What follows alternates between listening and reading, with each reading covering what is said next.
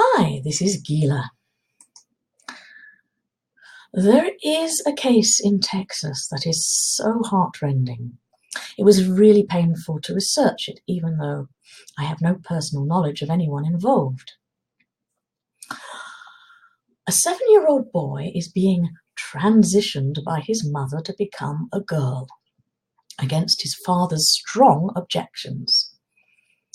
Apparently his mother, a licensed pediatrician, which frankly sounds deeply scary in this whole situation, decided that this boy really wanted to be a girl when he wanted a girl's toy from McDonald's, imitated a female Disney character from the movie Frozen, and supposedly wanted to wear a dress. Excuse me, I've got a bit of a cough at the moment. Accordingly, she has got him to dress as a girl when he is with her, and calls him Luna. And yet, when with his father or playing with friends, this boy has been observed as thoroughly enjoying playing boys' games and wearing boys' clothes, just like other boys.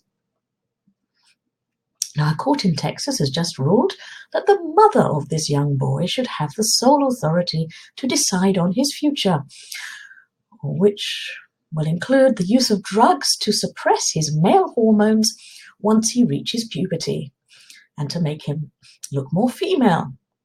Effectively, chemical castration. And this will cause him long-term medical problems, and most likely the inability to procreate. Now, with the exception of a very tiny minority of genuine intersex children, firstly, there is no biological reality of transitioning from the gender you are born with to the opposite one. Sure, if you're male, you can have your genitalia chopped off and your member turned inside out to create a mock vagina and given lots of hormones to grow breasts and stop growing a beard. And you'll have to continue taking them for the rest of your life.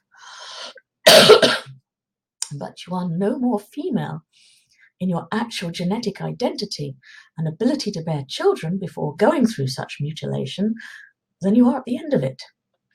And situations where, for instance, a transgender cyclist just recently won a women's cycling race, those male hormones he naturally had to help create his strong body before transitioning gave him, or her if she prefers that pronoun, an unfair advantage over genuine women born female.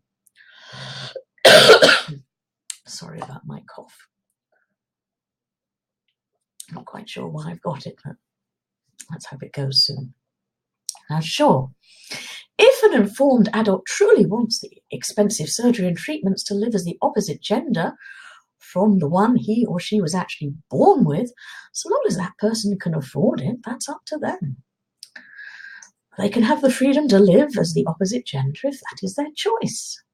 It's a huge thing to do, and you have to be deeply motivated to do so.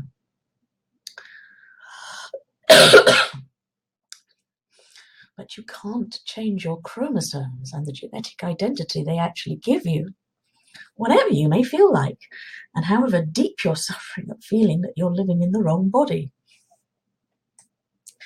But this is a 7-year-old child. He's supposed to be protected by his parents, not abused in this way by his mother.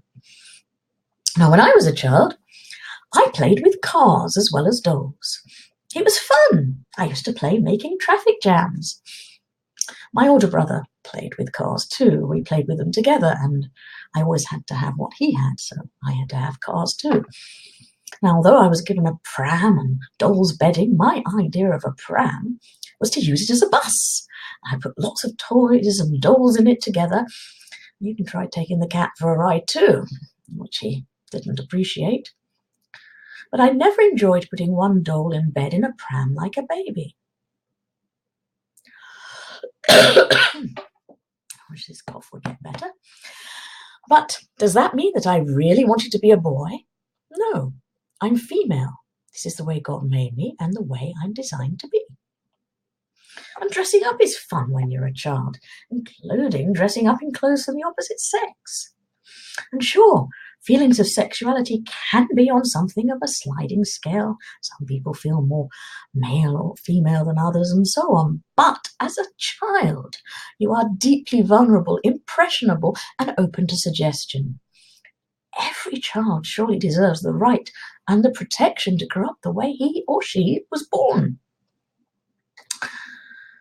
Anyway, the governor of Texas is aware of the court case, and let us hope and pray that for this young child's future well-being, this ruling is thrown out and James Younger is allowed to be the boy he's actually supposed to be.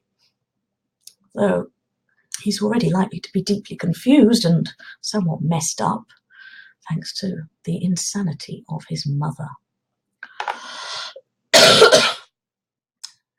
But it's not just her insanity. When 4- and 5-year-old children are being taught in Britain that there are supposedly many different genders, when biologically there are only 2, when gender is supposedly based on how you feel rather than scientific reality, when you can be non-binary, transgender, gender-neutral, agender, pangender, genderqueer, two-spirit, third gender, and apparently all, none, or a combination of these and others, even though apart from the tiny number of genuine intersex people in this world, that is a biological nonsense. When people who are actually men genetically can compete and have a totally unfair advantage in women's sporting competitions, it is surely way past time that the vast majority of ordinary, decent people stood up against this ridiculous and frankly dangerous nonsense.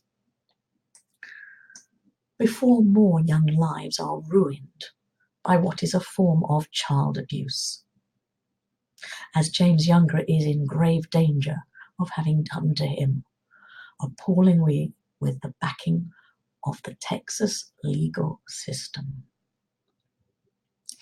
Thank you so much for listening. I'm going to put a link to 1 or 2 pages about this.